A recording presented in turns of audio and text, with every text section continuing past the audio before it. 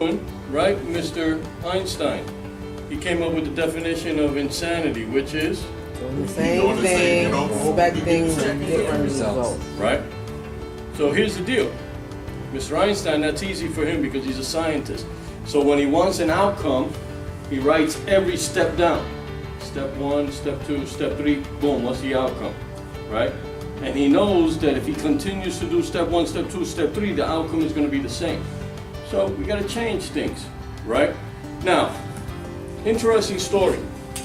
Mr. Einstein in 1927 was walking in the Princeton University campus with his assistant. And his assistant said to him, "Professor, I don't understand. At the beginning of the year, we gave the same exact test that we just finished giving to the same exact people. I don't get it." And Einstein, in his brilliance, said, "The questions are the same, but some of the answers have changed." Right? Yeah. Here's what goes on, guys. Who's been here more than 5 years? Right? Has things changed? Yeah. Right? Right. So 5 years or maybe 6 years or maybe 10 years ago, you could take a $50 ad for 2 weeks in the local newspaper and put that and sponsor 15 people. Right? Who's reading the newspaper anymore? Right? You could spend a lot of $50 now and get nothing. Right? Because people are doing different things. The statistics say that people are looking at their phone 80 times a day or more. Right? Who would have thought that 5 years ago? Right? So there's things that we need to think about when we change. Now, here's what I'm going to tell you, and this is very important that we all understand this. Mr. Ken, Mr. Aki, Kara, Miss Lori, they started this business training with what? Metro Trains, which is the beginning of what we're doing, right? Simple things like networking.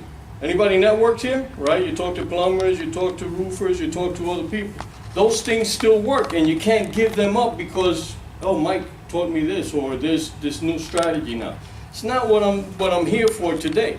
What I'm here for today is to kind of add to what is already working. So we know networking is working, right? I still go to BNI meetings, right? So that's something that I still do. We still talk to friends and family. You can't stop talking to friends and family because you think Facebook is going to save you. It's not. Facebook is something you add, but it's not that you stop talking to friends and family, all right? So let's just get clear with that. Business cards, passing out business cards, all these things still work. Now, here's the deal.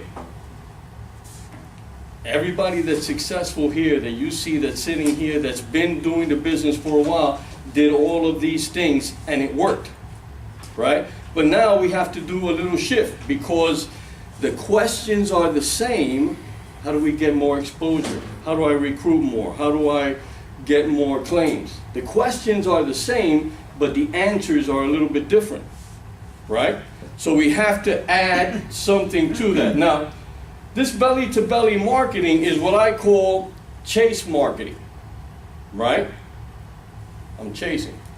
The problem with chasing, and understand that to a certain degree it works. Like we said, we built businesses with this.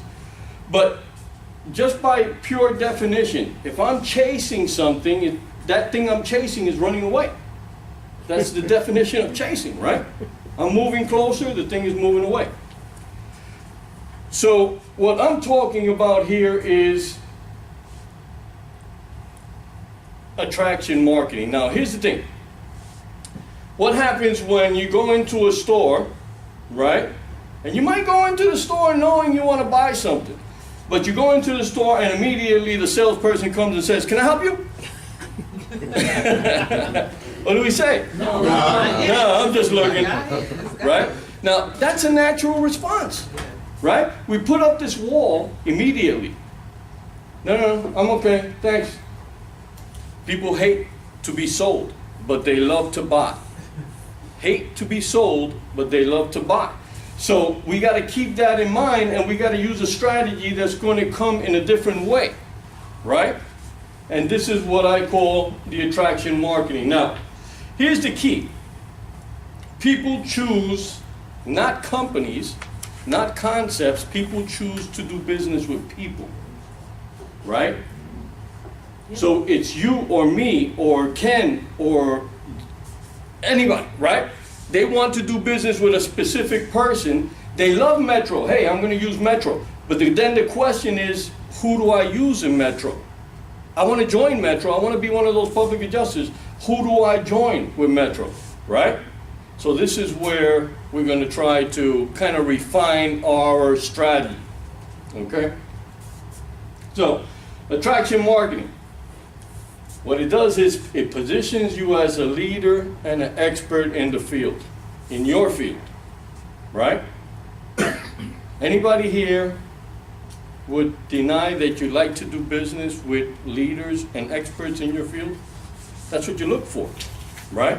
Who's the leader? Who's the expert? I want to do business with the leader and the expert, right? So that's what you need to do. From here on, you got to see, how can I position myself to be in that thing?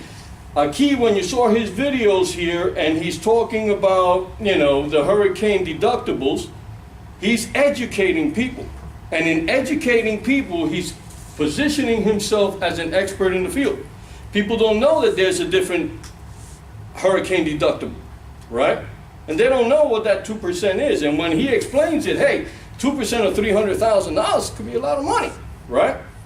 Now people get that switch in their head, and they see automatically, when they come to the awareness that he taught them something, they pick him up in their mind, right? So that's the power of what we're doing.